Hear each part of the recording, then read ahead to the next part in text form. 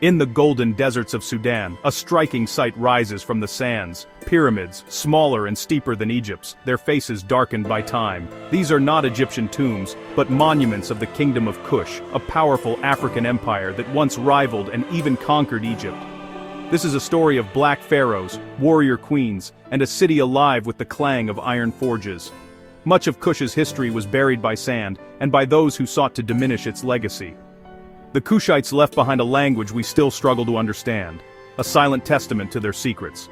Welcome to MystiChrono, where we listen to the whispers of the past and bring forgotten civilizations back into the light.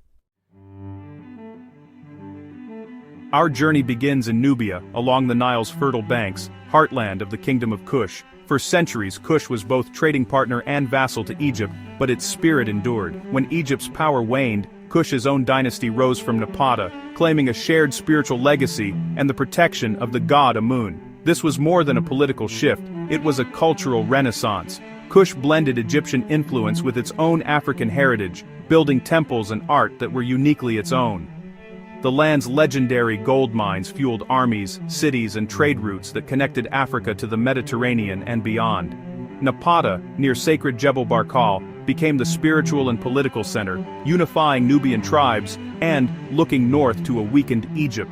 For too long, Kush's story was told only through Egyptian and Roman eyes, its achievements buried and forgotten. But archaeological discoveries revealed a vibrant, powerful African kingdom forging its own destiny. As Egypt descended into chaos, the Kushite kings saw their chance, not just for conquest, but to restore order and reunite the Nile. They believed it was their destiny to usher in a new golden age. The world was about to witness the rise of a new line of pharaohs, rulers from the deep south claiming Egypt's throne. The stage was set for a dramatic reversal of fortune. The student was about to become the master. The forgotten kingdom was ready to step into history's spotlight. In the 8th century BCE, Egypt was fractured. From Napata, King Paye saw himself as a savior, chosen by Amun to restore order. Paye's campaign north was both military and spiritual. He offered clemency to those who submitted, framing his conquest as a pilgrimage. With victory, Paye founded Egypt's 25th dynasty, the first line of black pharaohs. These rulers didn't impose their culture, they revived Egyptian traditions with new fervor, launching a renaissance of art, religion, and monumental building. Kings like Shabaka, Shabitku, and Taharka united Egypt and Nubia, ruling an empire from the Mediterranean deep into Sudan. Taharka, even mentioned in the Bible, presided over a golden age of prosperity and construction.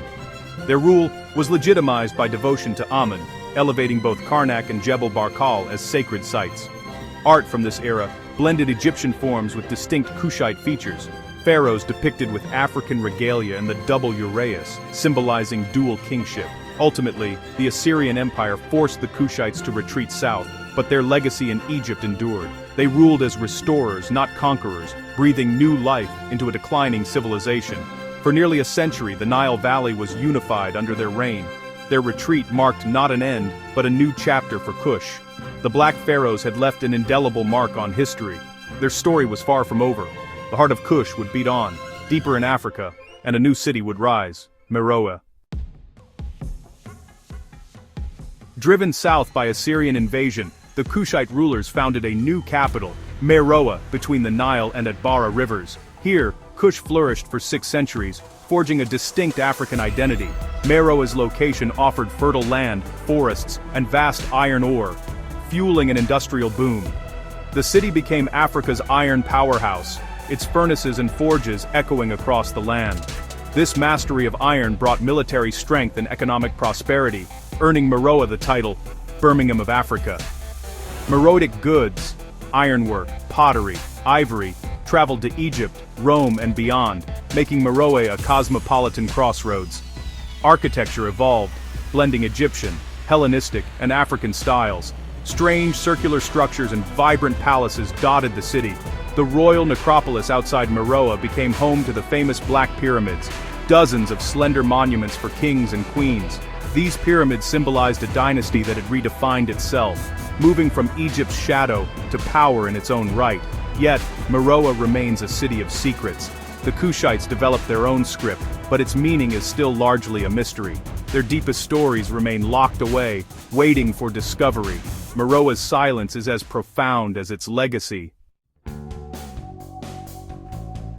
The royal cemeteries of Meroe are a forest of pyramids, over 200, more than all of Egypt combined. Their steep, slender forms and darkened stones set them apart, a unique signature of Kushite architecture. Unlike Egyptian pyramids, these served as monumental headstones. The burial chambers lay beneath, with offering temples attached for rituals.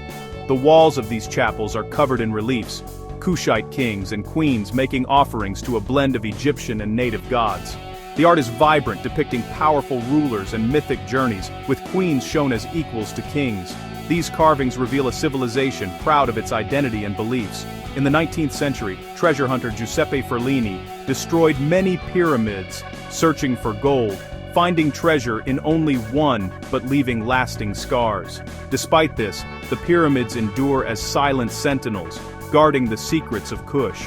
Each pyramid is a story, a testament to a civilization that forged its own path. Their inscriptions remain largely unread, but the stones themselves speak volumes. The pyramids are a legacy written in stone. They remind us of a culture both connected to and distinct from Egypt. The Black Pyramids stand as a symbol of resilience. Their mystery endures. In Kush, women could rule as kandake, queen mothers or regents, but often sovereigns in their own right. This matrilineal tradition gave royal women immense power, unlike anywhere else in the ancient world. Reliefs and statues show these queens as commanding figures, leading armies, and presiding over ceremonies. Their prominence was no accident. They were co-creators of Kushite legacy. The most famous kandake, Queen Amanirenas, defied Rome itself. When Rome tried to impose its rule, Amanirenas led her army north, sacking cities and toppling statues of Augustus. The Romans retaliated, but Amanirenas fought back, forcing a peace treaty that favored Kush. A bronze head of Augustus, captured in battle, was buried beneath a temple, so all would tread on the Roman emperor. The Kandaki's legacy is a testament to Kush's unique character. In a patriarchal world, Kush offered a different model, one where women wielded ultimate power. Their stories are central to the epic of Kush. They remind us that strength and leadership know no gender. The queens of Kush shaped history. Their reigns are legends. Of all Kush's mysteries, none is more tantalizing than its language. Early Kushites used Egyptian hieroglyphs, but by the 2nd century BCE, they created their own script, Meroitic. This script, in both hieroglyphic and cursive forms, marked a final break from Egypt. We can read the sounds of Meroitic, thanks to early 20th century scholars, but the meanings remain elusive. The language has no known relatives, and without a bilingual Rosetta Stone, its vocabulary and grammar are a mystery. Most surviving texts are funerary, giving us only names and titles. The vast majority of their thoughts and stories remain locked away. Imagine the chronicles, poems, and histories hidden in these unreadable lines. The quest to decipher Meroitic continues, with researchers searching for clues. Until then, the people of Meroe remain largely silent. Their script is a puzzle waiting to be solved. The desert holds its secrets close. The language of Kush is one of history's greatest enigmas. The rediscovery of Meroe is also a story of violation. In the 19th century, European treasure hunters descended on Sudan's pyramids, seeking gold and glory. The most infamous was Giuseppe Ferlini, who used explosives to blast open over 40 pyramids, searching for treasure he barely understood. He found a single hoard of royal jewelry but left a trail of destruction. Ferlini's greed brought little fortune, but inflicted immense loss on world heritage. Locals spoke of a curse on those who desecrated the tombs, a reflection of the deep sense of violation. Today, the decapitated pyramids stand as stark reminders of this dark chapter. They are monuments to both the kings and queens of Kush, and to the destructive power of greed. The true treasure of Meroe was never gold, but knowledge and history. The curse is the loss of what can never be recovered. The scars remain, but so does the story. The pyramids endure, bearing witness to both greatness and tragedy. The lesson is clear. Some treasures are beyond price. The Nubian sands carry echoes of a civilization that refused to be forgotten. Among the Black Pyramids, the silence is filled with whispers of kings and queens, Piye, Taharka, Amanirenas. Their legacy, etched in stone and gold, proves they were never truly gone. The Black Pyramids remind us that history is always being rewritten by those who seek the truth. The Kingdom of Kush challenges us to look beyond Egypt and see Africa's full, rich tapestry. You've been watching MystiChrono, where lost civilizations speak again. Because, as the pyramids of Kush attest, time never truly forgets.